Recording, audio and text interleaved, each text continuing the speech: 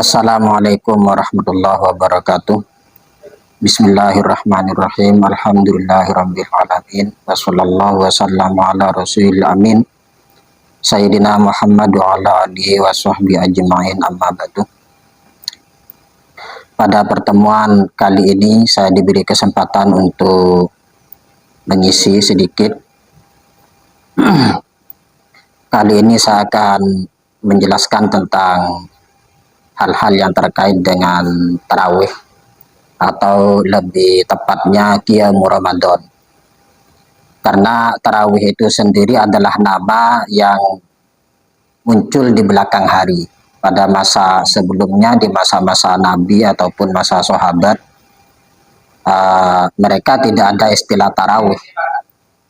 Istilahnya adalah Qiyamul Ramadan atau sholat di malam hari pada bulan Ramadan. Tidak ada nama khusus untuk itu.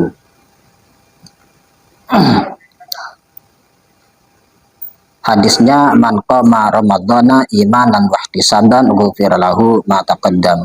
Diriwayatkan oleh Bukhari dan Muslim. Dalam riwayat lain, man shoma Ramadan. Man shoma Ramadan, barang siapa yang berpuasa di bulan Ramadan. Di riwayat yang tentang sebelahnya ada man qama Ramadan. Barang siapa yang qamah, mendirikan sholat, bangun maksudnya mendirikan sholat tentu saja di bulan Ramadan pada malam harinya, ghufira lahu ma taqaddama, imanan wa ihtisaban, karena berdasarkan iman, ihtisab karena berdasarkan mengharapkan ridho dari Allah, pahala, maka ghufira lahu ma taqaddam, akan mendapatkan pengampunan dari dosa-dosa yang telah lalu. Para ulama bersepakat bahwa yang dimaksud dengan qoma Ramadan, berdiri atau sholat di bulan Ramadan, yang dimaksud adalah sholat tarawih yang kita kenal sekarang. Dulu memang tidak ada nama tarawih seperti disebutkan sebelumnya. Istilahnya adalah Qiyamul Ramadan. Namun karena praktek awalnya itu membutuhkan banyak istirahat, maka muncullah nama tarawih, beberapa istirahat. Tidak seperti yang sekarang berjalan di beberapa tempat atau bahkan mungkin di semua tempat, termasuk di Masjidil Haram sekalipun, sholatnya dilakukan sekaligus. Itu bukan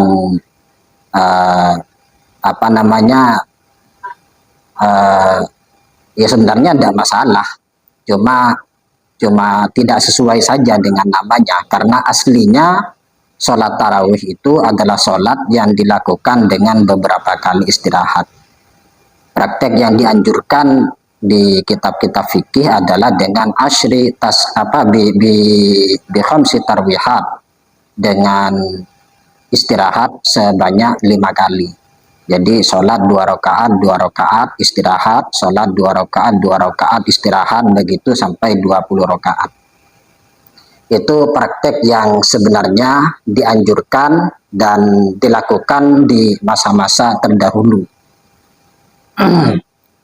Kemudian sholat tarawih ini kita mengenal sekarang banyak menggunakan jemaah. Itu sholat jemaah di sholat tarawih itu adalah inisiatif dari Sayyidina Umar. Karena awalnya menurut riwayat-riwayat yang disebutkan, Nabi hanya sholat jemaah itu 8 rakaat. Jemaahnya 8 rakaat, kemudian 12-nya itu dikerjakan sendirian tanpa jemaah. Karena memang perintah awalnya memang tidak ada jemaah. Cukup man qama ramadhana imanan wa ihtisaban. Jadi itu tentang tarawih. Jadi yang pertama, bahwa istilah atau nama tarawih itu adalah istilah yang muncul di belakangan. Dulunya adalah Qiyamul Ramadan. Nomor 2, bahwa aslinya tarawih itu dianjurkan atau disyariatkan untuk dilakukan tidak terburu-buru, dilakukan berseling-seling, ya istirahat, mungkin sholat, mungkin ya ngaji atau wiritan atau apalah, kemudian sholat lagi 2 rakaat, istirahat lagi, mungkin ada kegiatan-kegiatan yang lain, sholat lagi 2 rakaat, tidak dilakukan estafet seperti yang berjalan sekarang ini. Dan kalau mengaca pada praktek puasa itu yang paling bagus, yang paling afdolus siyamu Dawud, shoma yauman wa aftara yauman. Puasa yang paling baik itu justru puasa yang ada istirahatnya. Jadi puasa bukan puasa sejak setahun penuh, bukan. Puasa Daud itu sekarang puasa, besoknya tidak puasa lagi, tidak puasa lagi, tidak. Begitu juga ini mungkin yang mendasari sholat tarawih disarankan untuk dilakukan dengan model istirahat. Karena dengan model istirahat itu semangat kita itu semakin tertantang. Artinya maksudnya begini, ibadah itu semakin terpaksa kita lakukan, maka ya tentunya pahalanya juga semakin besar. Kalau kita wudhu dalam keadaan memang kita kita memang keadaan gerah, kemudian ya penuh dengan keringat, lalu kita mau sholat sekalian wudhu, ya itu ya namanya wudhu tetap dapat pahala. Tapi kalau wudhunya dilakukan dalam posisi keadaan sudah dingin, cuacanya dingin, kemudian kondisi badan tidak memungkinkan, kemudian kita paksakan untuk berwudu, ya itu pahalanya tentunya lebih besar karena kita tantangannya semakin berat. Mungkin ini juga yang mendasari tarawih itu lebih baik dijalankan secara istirahat-istirahat. Itu yang awalnya terjadi tentang tarawih. Di kitab Hujjatu Ahli Sunnah disebutkan bahwa pada bulan Ramadan, saya bacakan teksnya, wa tusannu fihal jamaah ainan inda Syafi'iyah wal Hanabilah, bahwa disunatkan dalam tarawih itu untuk berjemaah menurut Imam Syafi'i, kemudian golongan penganut madhab Syafi'i, madhab Hanbali, sedangkan menurut Imam Malik di situ tetap Imam Malik membedakan antara sunnah dan mandub. Tetap intinya tetap disarankan untuk jemaah juga. Wal Hanafiyah qalu al jamaah fiha sunnatu kifayatin li ahlil hayy, bahwa menurut Imam Hanafiyah, Imam golongan madhab Hanafi menyatakan bahwa tarawih itu sunat kifayah. Artinya jika di suatu kampung sudah ada beberapa orang yang melakukan tarawih secara jemaah, maka yang lain sudah tidak perlu lagi. Bukan tidak perlu tarawih, tapi tidak perlu jemaah. Tapi memang dengan jemaah ini kita cenderung lebih semangat, itu nomor satu. Karena kalau kita tidak melakukan secara jemaah, dilakukan sendiri-sendiri, memang itu lebih baik. Karena dalam riwayat yang lain disebutkan, kata Sayyidina Umar, wa manna ma'anha afdalu. Kira-kira begitu teksnya, bahwa barang siapa yang tidak ikut jemaah, tidur tidak ikut jemaah, artinya dia sholat sendiri nanti, maka dia tentunya lebih baik. Karena ya tadi itu, karena kalau dilakukan sendirian itu tantangannya lebih berat, ya otomatis pahalanya juga lebih besar. Beda dengan sholat fardu. Kalau sholat fardu itu sholat isya 1 kali, ketika dilakukan jemaah, maka ibaratnya dia sholat 25 kali atau 27 kali. Sesuai dengan riwayat hadis, ada yang 27, ada yang 25. Tentu sangat berat kita sholat isya secara sampai 25 kali atau 27 kali. Itu kalau sholat fardu. dan sehebat-hebatnya sholat sunat tidak akan mengalahkan sholat fardu.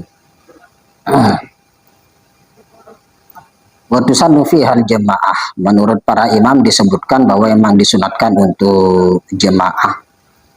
Waqad asbata sunniyataha al-immatu bi fi'lin nabi. Para imam menetapkan kesunatan jemaah itu dengan perilaku Nabi. Faqad rawas syaikhan annahu kharaja min jawfil laili layali Ramadan. Bahwa disebutkan bahwa Nabi pernah keluar di tengah malam pada bulan Ramadan. Wahia salasun mutafarriqatun, selama 3 malam, dan itu tidak runtut setiap hari. Lailatul Salis wal Khamis was Sabi wal Ishrin, pada malam 23, 25 dan 27. Wa shalla fil masjid wa shallan nas bi sholatihi. Rasulullah sholat di masjid dan orang-orang ikut sholat dengan jemaah pada Nabi. Wa kana yusolli bihim samana rakaat. Rasulullah waktu itu sholat hanya 8 rakaat.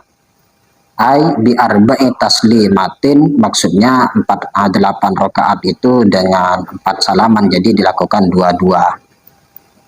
Sisanya wa yukammiluna baqiha fi buyutihim, sisanya diselesaikan sendiri-sendiri di rumah mereka sehingga genap menjadi 20 rakaat, karena memang itu yang dilakukan pada di kehidupan para sahabat dan terus dilakukan oleh orang-orang setelahnya. Baru kemudian Rasulullah pernah bersabda, suatu saat Rasulullah tidak keluar padahal sahabat sudah menunggu, sudah banyak yang menunggu di masjid. Rasulullah tidak keluar, kata Rasulullah, khasyatan an tufradha alaihim. Rasulullah itu hanya takut ini menjadi sebuah kewajiban, padahal ini tidak wajib. Rasulullah takut, khawatir umatnya menyangka bahwa ini pekerjaan wajib, padahal ini sebenarnya bukan pekerjaan wajib. Sehingga Rasulullah memang tidak pernah rutin full 1 bulan sholat tarawih di masjid. Memang hanya beberapa kali riwayatnya seperti itu. Namun sahabat sepakat semuanya di masa Nabi dan masa sahabat bahwa 8 rakaat dilakukan jemaah, kemudian sisanya yang 12 dilakukan sendiri-sendiri. Baru kemudian di masa Sayyidina Umar mengumpulkan mereka karena mungkin sudah ada kecenderungan kurang semangat atau bagaimana, sehingga untuk menumbuhkan itu perlu dilakukan secara bersama-sama oleh Sayyidina Umar. Waktu itu yang ditunjuk menjadi imam sholat adalah Ubay bin Ka'ab. Ubay bin Ka'ab ditunjuk untuk menjadi imam sholat dan dilakukan 20 rakaat. Tidak lagi dipisah di rumahnya, di masjid lalu di rumahnya, tapi dilakukan sekaligus. Itu yang dilakukan oleh Sayyidina Umar waktu itu. Kemudian ini terkait dengan tarawih. Kemudian tarawih itu bagaimanapun adalah sholat sunat. Namun kita juga perlu memperhatikan tentang aturan-aturan dalam sholat. Bagaimanapun sholat itu ya sama dengan sholat-sholat yang lain. Dia butuh ruku yang sempurna, dia butuh iktidal yang sempurna, dia butuh tumak ninah atau jeda gerakan antara ruku dengan iktidal, antara iktidal dengan sujud dan seterusnya. Perlu ada jeda, kira-kira sekiranya antara gerakan yang pertama dengan gerakan yang berikutnya itu tidak nyambung, ada pisah, ada jeda, itu yang dimaksud dengan tumak ninah. Banyak praktek yang berjalan di banyak tempat, banyak musola. Tarawih itu dilakukan secara tergesa-gesa. Ketika dilakukan secara tergesa-gesa, banyak jemaah yang sholatnya itu tidak terjaga. Tidak terjaga maksudnya begini. Dalam mazhab Syafi'i, Fatihah itu wajib dibaca oleh makmum dan imam. Baik imam ataupun makmum wajib membaca Fatihah. itu sudah banyak ditinggal oleh jemaah. Jadi ketika rakaat kedua itu banyak terjadi. Jadi ketika imam membaca Fatihah, jemaahnya diam mendengarkan Fatihah imam, kemudian setelah waladhdallin amin, lalu jemaah imam membaca kulhu biasanya surat al-ikhlas. Nah, jemaah waktu itu mulai membaca Fatihah, dan yang banyak terjadi itu tidak lutut. Fatihahnya tidak lengkap. Ketika Fatihahnya tidak lengkap, maka sholatnya sudah dipertanyakan itu. Itu kalau menurut mazhab Syafi'i yang biasa kita pakai, itu sudah tidak sah. Sehingga tarawihnya ya percuma, dapat lelahnya saja. Ya meskipun ada mazhab-mazhab yang lain yang mengatakan itu tetap bisa dan seterusnya. Tapi bagaimanapun kita akan berusaha untuk sebaik mungkin. Ketika prakteknya seperti itu, jemaah Fatihahnya tidak lengkap,